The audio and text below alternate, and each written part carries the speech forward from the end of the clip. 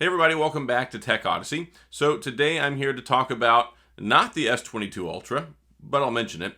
I'm here today to talk about the Fold 3, which I happen to think is probably going to be the better deal for you once the new phone gets here. And I want you to hear me out on this, because when you look at what we get with the S22 Ultra, let's call it what it is. It's the Note. It's the Note 22 Ultra, hidden and disguised as an S22 Ultra. I mean, not really. It's kind of overt. It's got a slot to put the S Pen in.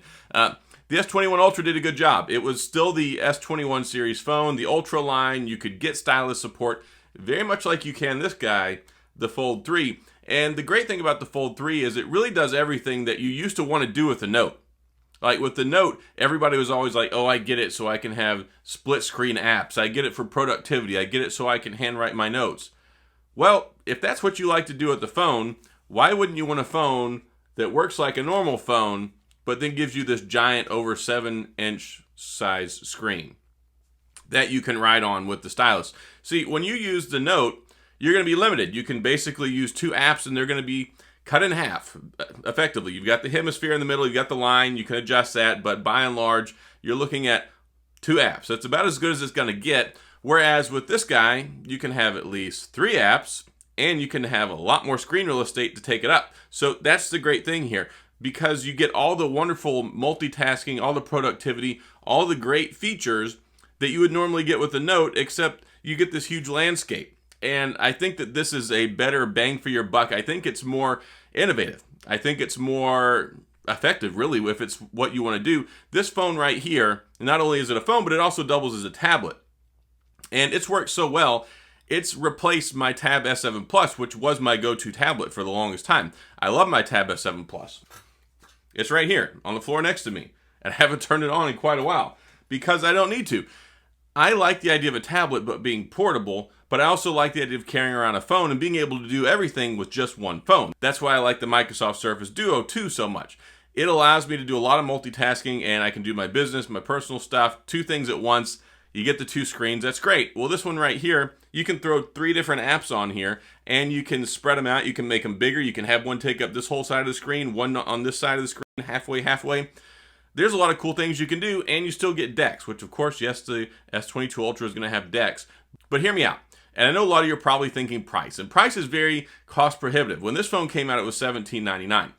I don't think very many people actually paid that for it because they had all the trade-in deals.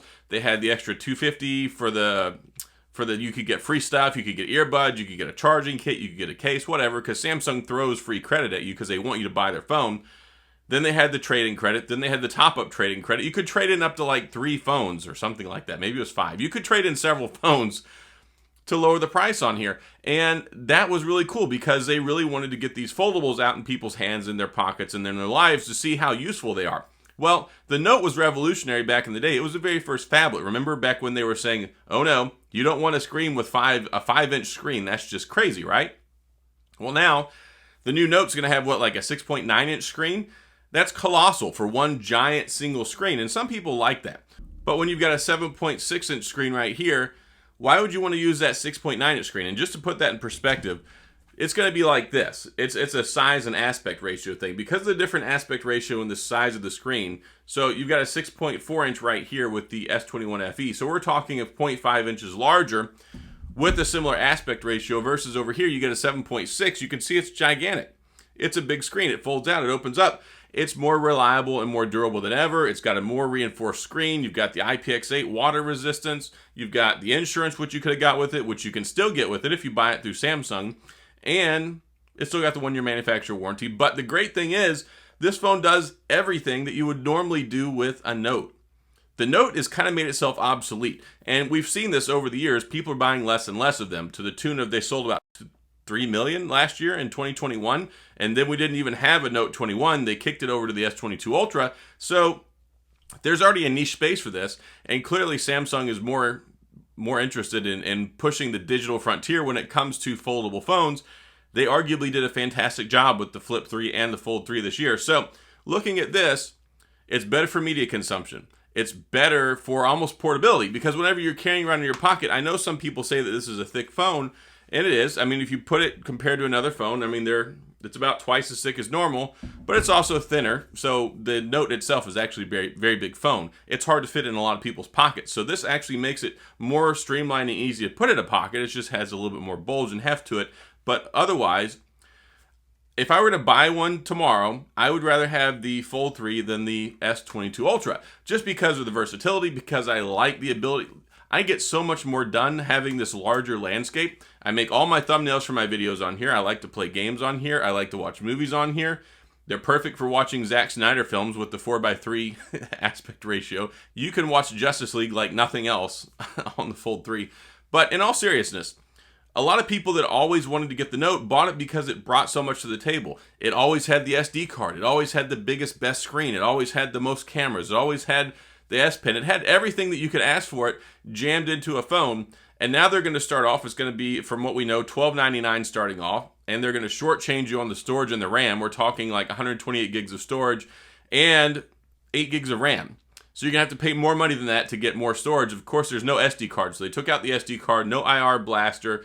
There's no longer a headphone jack in it. There's not even a power brick in the box. So they've taken all these things out. They're going to charge $12.99 for the same old, same old. Yes, it's going to have upgraded cameras, but cameras are so good nowadays, and most people don't care that much. I'm sure there are people that go buy a Note for some of the camera and video capabilities.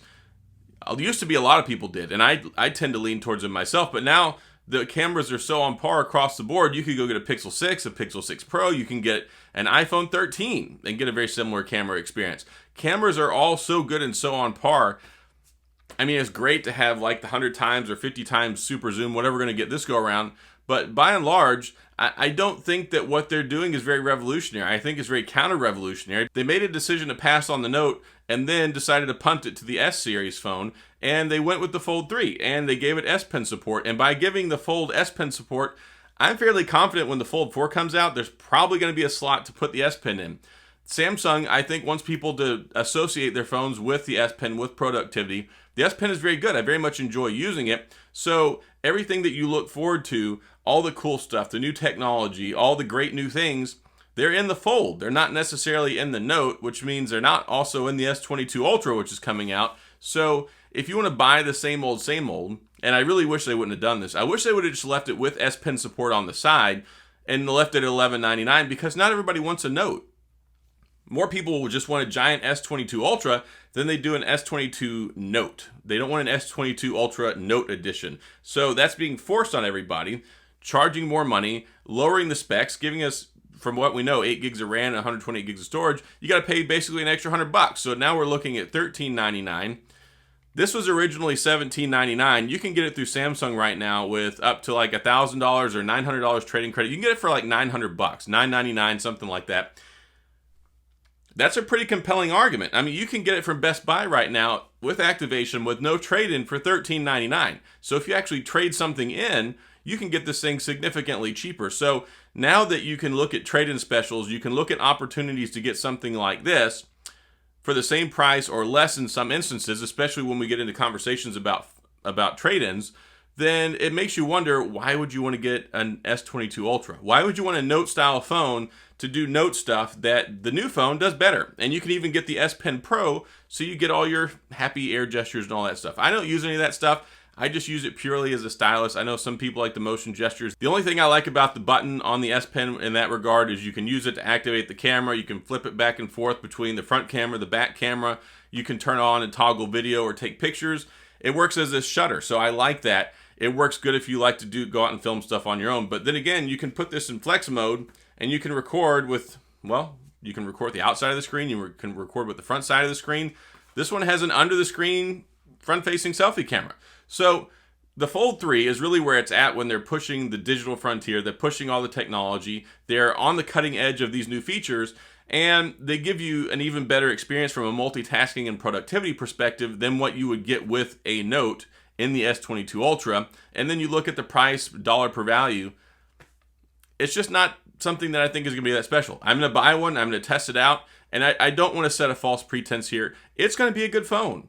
It really is. But it's one of those things where you look at it and you go to the store and you go to Home Depot and you've got this tool that you need for a project. And you go, okay, do I want this tool or do I want that tool? And that's what you do. You make a decision based off of the right tool for the right job with the right price. And whenever I see a multi-tool that does a lot of different things, sometimes they can suck, but by and large, what you get with this multi-tool is a lot of different features and a lot of things you can do. I really enjoyed it, and I think that it's more appealing than the Note or the S22 Ultra for what it is. And the only argument here really is some people look at it from a durability perspective. There are people that worry about this. It's a plastic screen. That's what it is. It folds in half over and over and over. But you can get the insurance, you get the warranty, and you're like, well, I don't need the insurance or any of that with the S22 Ultra. I argue that you do. If you're going to spend $1,300, $1,400, $1,500 on a phone, you darn well better have the insurance on it, because if something happens to it, that's kind of hard to replace, and a lot of stuff doesn't fall into the warranty. We're on the 3rd generation of these now. I have a lot of faith in the foldable technology in the screen. I've had the Fold 2, I've had the Fold 1, the Fold 3, the Flip 1, 2, 3. Sorry, the Z Flip 5G if you want to get on me about terminology. I feel pretty comfortable with them. I've used them. They've held up for at least a year in pretty much every phone that I've used, and I haven't had a problem when it comes to that. I did have one issue with my Z Flip 5G, but it was like under the screen. It was a mechanism-related issue. So the screen didn't crack or break on me, and I feel pretty confident in that. So when we look at what you get, what your options are, I think it's a more compelling argument that in 2022, that the Fold 3 is probably going to be a better option for most people than going out and getting the lackluster S22 Ultra. Now, we're going to pay attention to it. Of course, it's going to come out. There's going to be all this fanfare. You're going to have all these Samsung videos, all these people saying, this is the best phone ever. It's going to revolutionize your life. And it's not. It's going to do the exact same thing the last Note did. It's going to do the last thing the Note before that did. They're nice. They are great from a productivity perspective. It's cool to have the S Pen. But I wager and I say that it's cooler to have the S Pen with something like this, which is a much more usable, workable format. I never liked using the S Pen on the Note because the screen was still too small. It was bigger than every other phone, but at the same point in time, I just didn't really feel like I was ever getting a lot of work done on it, versus I can get a lot of work done on this, and I enjoy it, and I like the bigger landscape. So, also, people might talk about cameras. The Note should have better cameras. That's cool.